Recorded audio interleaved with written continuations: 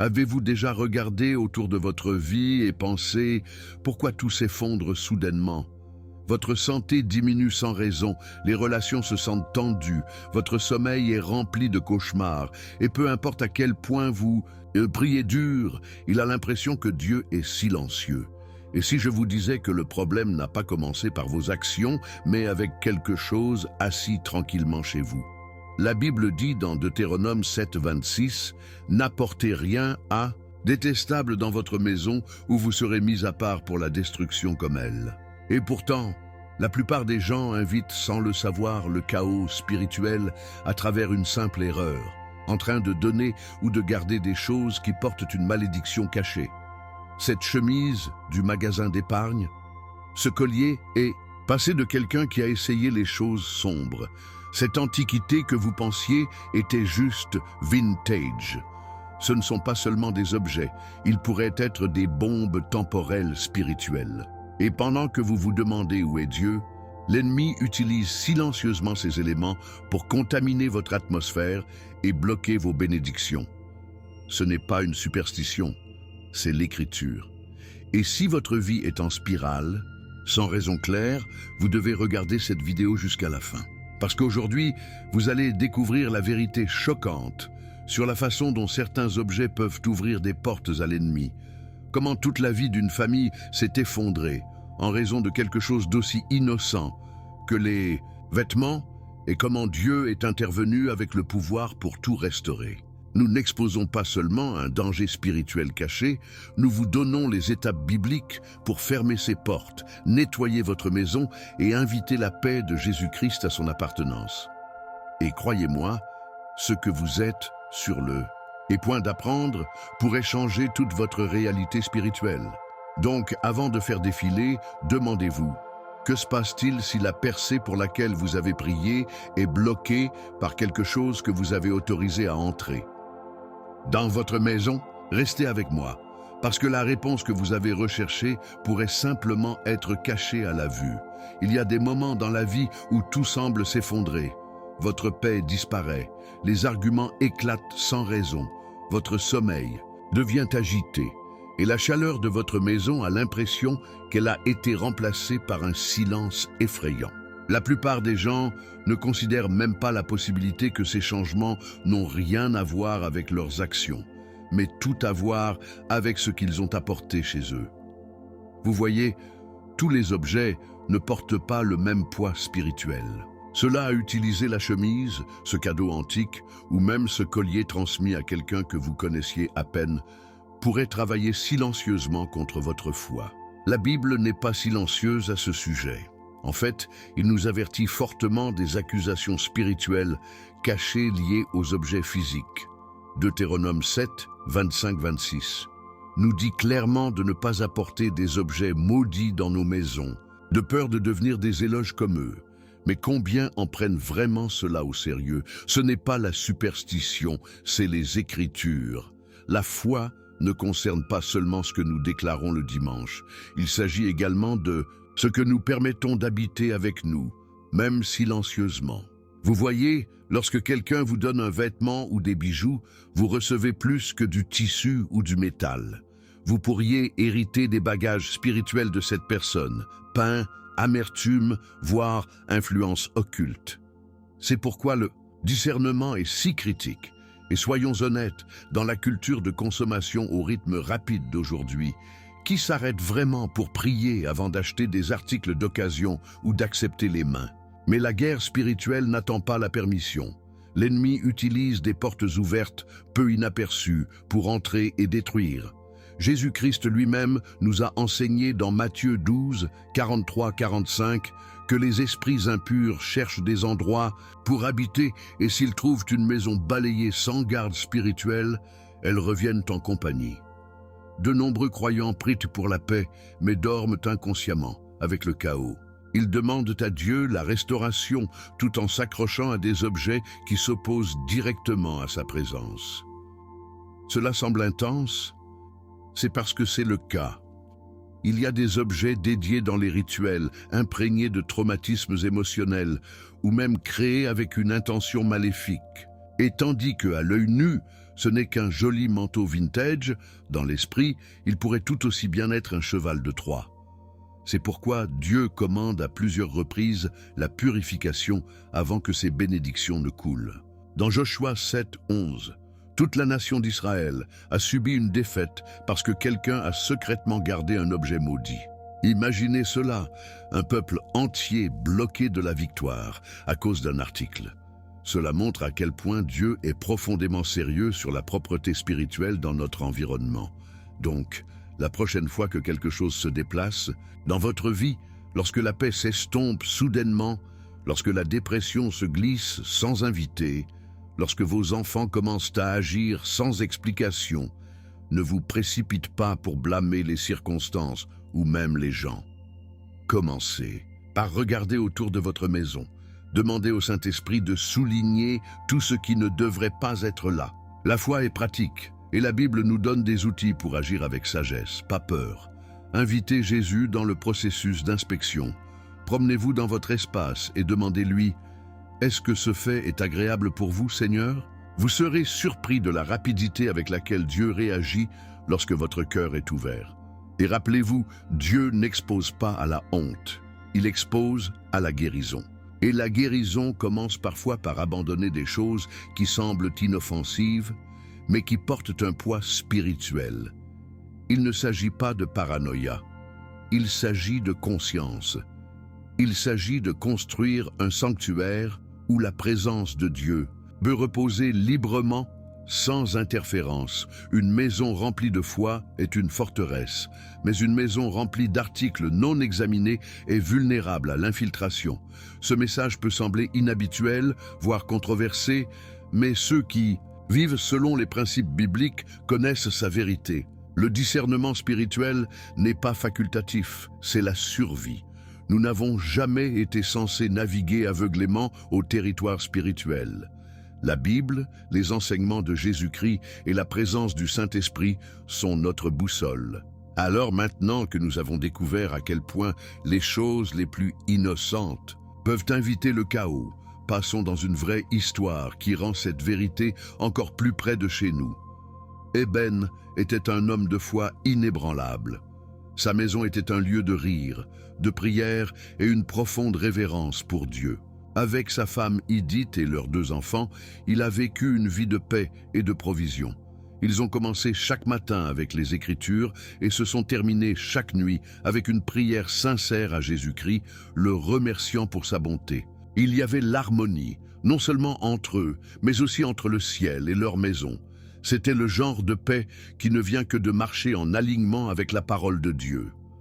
Mais tout comme dans le jardin d'Éden, où tout était parfait, jusqu'à ce qu'un acte subtil change tout, il en va de même pour une petite décision à commencer à démêler les bénédictions dans la maison d'Ében. Tout a commencé avec un simple geste, un cadeau de vêtements d'occasion d'un étranger. Idith était sur le marché local lorsqu'elle a rencontré un marchand à la voix douce. Ses vêtements étaient bien faits, abordables, et portaient le charme de l'artisanat étranger. Sans beaucoup de réflexion, elle a accepté un paquet de vêtements qu'il a offert comme une bénédiction pour sa belle famille. Elle a souri, le remercia et les a ramenés à la maison, jamais en considérant les implications spirituelles. Après tout, ce n'étaient que des vêtements, rien nocif, non? Mais ce qui ressemblait à la générosité était en fait une arme, déguisée. Presque immédiatement après que ces vêtements sont entrés dans la maison, les choses ont commencé à changer. Au début, c'était petit, des nuits sans retenue, des sautes d'humeur et un sentiment de lourdeur que personne ne pouvait tout à fait expliquer. Puis vinrent les cauchemars. Les enfants, autrefois remplis de joie et de rire, ont commencé à se réveiller en hurlant dans la nuit. Eben, généralement calme et stable, est devenu irritable et retiré. Idith elle-même tomba malade de fatigue et d'anxiété que les médecins ne pouvaient pas diagnostiquer. Leur entreprise familiale, autrefois falsifiée, a commencé à perdre des clients sans raison. Leurs finances s'effondraient et spirituellement, il semblait que Dieu s'était silencieux. Ils ont prié, ils ont jeûné, ils ont crié, mais plus ils cherchaient des réponses, plus l'obscurité semblait grandir. C'était comme si une force invisible avait saisi leur maison et avait refusé de lâcher prise. Et peu importe la foi qu'ils avaient, quelque chose bloquait le flux de la présence de Dieu. Ce que Eben ne réalisait pas, c'est que, comme à l'époque d'Achan, dans Joshua 7, lorsque des objets maudits sont restés cachés, toute la maison pourrait souffrir. Ce n'est que lors d'une nuit désespérée, en lisant la Bible sous la lueur des bougies, qu'Eben a crié à Dieu pour une révélation divine. « Seigneur, montre-moi ce que je ne peux pas voir », a-t-il prié. Et c'est alors qu'un coup résonna à la porte. Un vieil homme nommé Djel se tenait là, vêtu de robes humbles, ne portant qu'un personnel en bois et le feu de discernement dans ses yeux. Il a dit à Eben qu'il avait été envoyé par Dieu et qu'il n'avait pas demandé de détails. Il a simplement souligné la garde-robe et a dit « L'ennemi s'est caché là-bas ». Ce moment a marqué un tournant spirituel pour la famille. Djel a expliqué comment les vêtements avaient été contaminés spirituellement, utilisés dans des rituels sombres avant d'être vendus. Il les a montrés dans la Bible où Dieu met en garde contre les objets souillés dans la maison. Eben, tremblant de conviction, a rassemblé les vêtements et les a brûlés dans la cour. Alors que les flammes consommaient le tissu, quelque chose s'est levé. C'était comme un brouillard se dissolvant. La paix revint lentement. Cette nuit-là, ils ont dormi pour la première fois depuis des semaines. Les enfants ont cessé de crier. La santé d'Edith s'est améliorée. Et Eben, il a pleuré des larmes de gratitude, non seulement pour la restauration, mais pour la leçon. Ce qui apparaît comme une bénédiction doit toujours être testé par l'esprit. Et donc, alors que nous nous tournons vers le chapitre suivant, regardons plus profondément ce qui s'est réellement passé à ce moment-là, l'intervention divine qui a tout changé. Eben était figé, alors que le feu consommait les vêtements, leurs bords curling et noircissement, libérant un parfum offratif qui était étrangement plus spirituel que physique. Quelque chose d'invisible était brisé. Djel, le vieil prophète, se tenait silencieusement à côté de lui, ne priant pas à haute voix, mais profondément lié à l'esprit, presque comme s'il écoutait le paradis lui-même. Il n'avait pas besoin de dire grand-chose. Sa présence portait l'autorité de quelqu'un qui avait marché avec Dieu à travers les sauvages que la plupart des gens ne lisent que. C'est à travers cette intervention calme mais sainte qu'Eben s'est finalement réalisé. La bataille n'était pas contre la chair et le sang, mais contre les forces spirituelles qui s'étaient subtilement glissées dans sa maison. L'ennemi n'a pas frappé de violence, il est entré avec déguisement, et pourtant Dieu avait répondu non pas avec le tonnerre, mais avec un murmure et un prophète. Djel a expliqué que quelque chose qu'Eben n'oublierait jamais. Il a dit « Tous les cadeaux ne sont pas de Dieu. Certains cadeaux sont des pots de vin de l'ennemi, enveloppés de beauté, mais empoisonnés dans l'esprit. » Cette ligne a changé la vision du monde d'Eben. Combien de fois avait-il accepté des choses simplement parce qu'ils avaient l'air inoffensifs? À quelle fréquence avait-il échoué à tester les esprits, comme le commandant 1 Jean 4, 1. Djel lui a rappelé que le discernement n'est pas un luxe dans la vie d'un croyant, c'est un bouclier. Tout comme Jésus-Christ lui-même a discerné la tromperie du diable dans le désert, Eben a également dû apprendre que même les choses qui semblent bonnes peuvent être des pièges mortels. Ce fut un moment qui donne à réfléchir, mais aussi profondément stimulant. Parce qu'une fois la vérité révélée, la liberté n'est pas loin derrière. Alors que le feu s'éteignait, Djel a pris Eben par la main et l'a conduit à l'intérieur. Ils ont oint chaque pièce d'huile et ont prié sur chaque porte, invitant la présence de Dieu dans l'espace qui avait été contaminé spirituellement. L'atmosphère a changé, tangiblement. La lourdeur se leva, Edith est sortie de sa chambre, son visage plus lumineux qu'il ne l'avait été à quelques jours. Les enfants ont couru dans les bras d'Eben, joyeux et libres. C'était un moment de renversement divin. Ce que l'ennemi destinait à la destruction, Dieu s'était transformé en délivrance. Comme dans l'histoire de Joseph, où la trahison a conduit au salut, la douleur d'Eben était devenue la plateforme d'une rencontre plus profonde avec la puissance de Jésus-Christ. Djel est parti tout aussi silencieusement qu'il est venu. Il a refusé la nourriture, les cadeaux ou même un endroit pour se reposer. Avant de s'éloigner, il a regardé Eben dans les yeux et a dit « Votre maison est propre, mais restez vigilants. L'ennemi ne repose pas. Gardez votre maison dans la prière, gardez votre cœur dans la parole. » Et juste comme ça, il était parti. Mais ces mots résonnaient comme des écritures brûlées dans l'esprit d'Eben. Ce n'était pas seulement des vêtements. Il s'agissait d'éveiller les dimensions spirituelles que tant de croyants ignorent. Eben avait pensé qu'il n'était qu'un homme ordinaire avec une famille ordinaire. Mais Dieu l'avait choisi pour plus. Il était maintenant gardien du sol saint. Et à partir de ce jour, Eben a changé la façon dont il vivait. Aucun objet n'est entré dans sa maison sans avoir d'abord prié.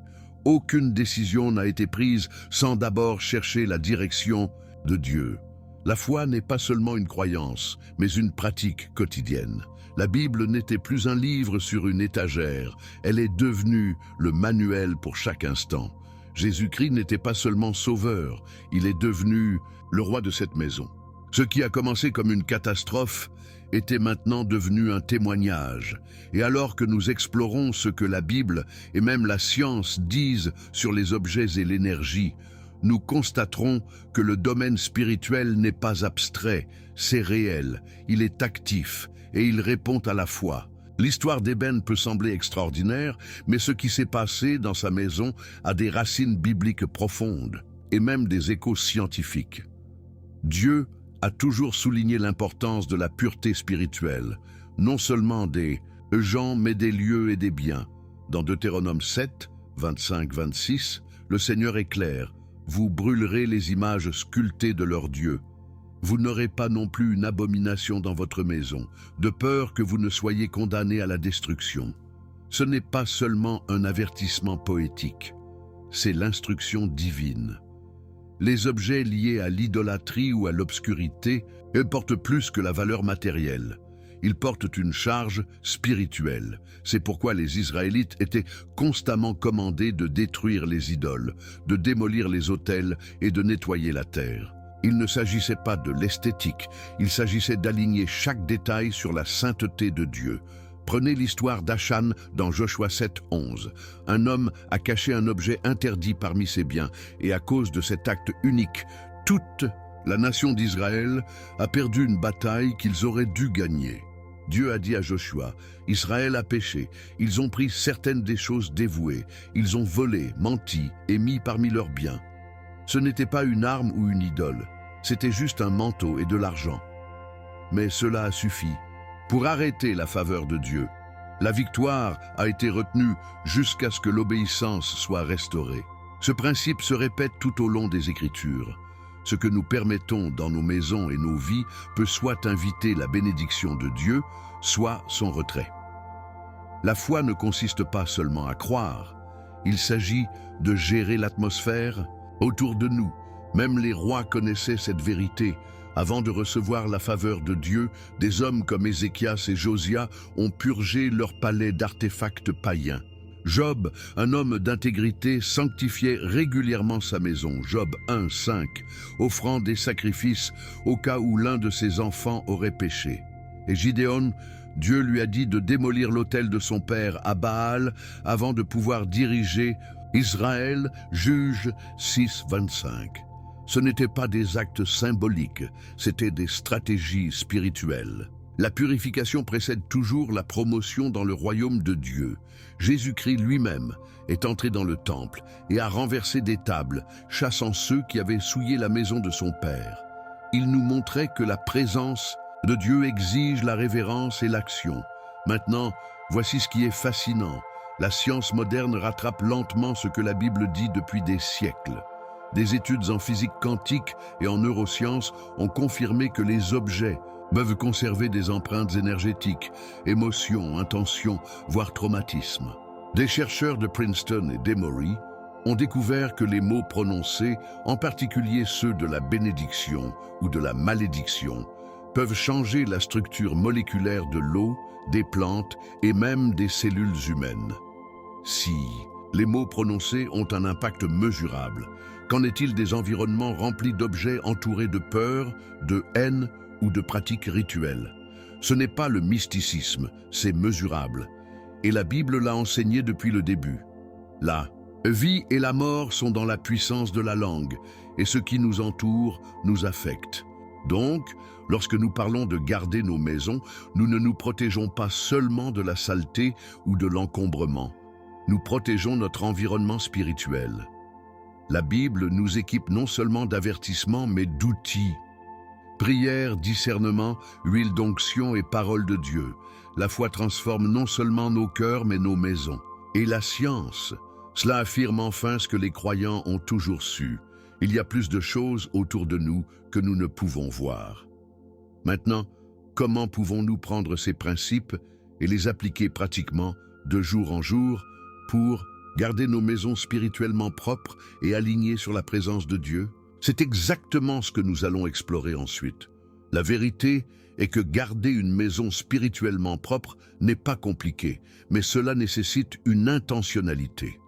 Tout comme nous n'attendons pas que la poussière s'accumule, avant de nettoyer nos sols, nous ne devrions pas attendre que le chaos éclate avant de protéger nos maisons spirituellement.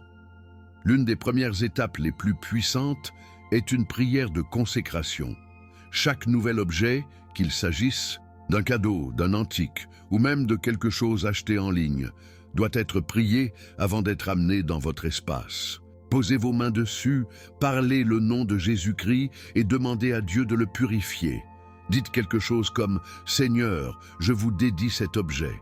S'il porte quelque chose qui ne vous est pas, nettoyez-le par votre pouvoir, que cela apporte la paix et non la perturbation.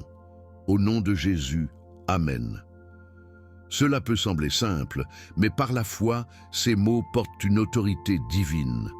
Ensuite, il y a l'utilisation de l'huile d'onction, une pratique biblique que de nombreux croyants négligent. Dans Jacques 5,14, la Bible nous dit d'attacher les malades d'huile au nom du Seigneur. Ce même principe peut être appliqué à votre maison. Prenez une petite quantité d'huile d'olive consacrée, en réduisez d'abord, puis appliquez-la sur les montants, les lits, les meubles et les entrées de votre maison.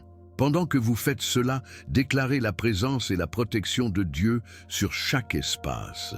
Dites à haute voix, cette maison appartient au Seigneur. Aucun esprit qui s'oppose à Jésus-Christ n'a autorité ici. Cela peut sembler étrange au début, mais lorsque vous traversez votre maison avec la foi et l'huile à la main, vous faites une guerre spirituelle de l'une des façons les plus puissantes que la Bible offre. Une autre pratique essentielle consiste à effectuer des nettoyages spirituels réguliers. N'attendez pas que les problèmes commencent. Réservez le temps, peut-être une fois par mois ou au début de chaque semaine, pour vous promener dans votre maison et prier dans chaque pièce. Parlez la parole de Dieu à haute voix, lisez les psaumes sur les lits de vos enfants, chantez des chansons d'adoration dans votre cuisine. L'obscurité ne peut pas coexister avec la lumière de la présence de Dieu. Rappelez-vous 2 Corinthiens 10, 4. Les armes de notre guerre ne sont pas charnelles, mais puissantes par Dieu. Votre voix, vos prières, votre culte, ce sont des armes. Utilisez-les et enseignez aussi à vos enfants.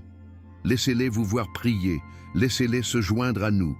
Lorsqu'une famille unie dans la prière, l'ennemi s'enfuit dans la confusion. Mais ne vous arrêtez pas là. Apprenez à pratiquer le discernement avant d'acheter ou de recevoir quoi que ce soit. Lorsque vous êtes en train de faire du shopping ou de faire défiler en ligne, faites une pause et priez.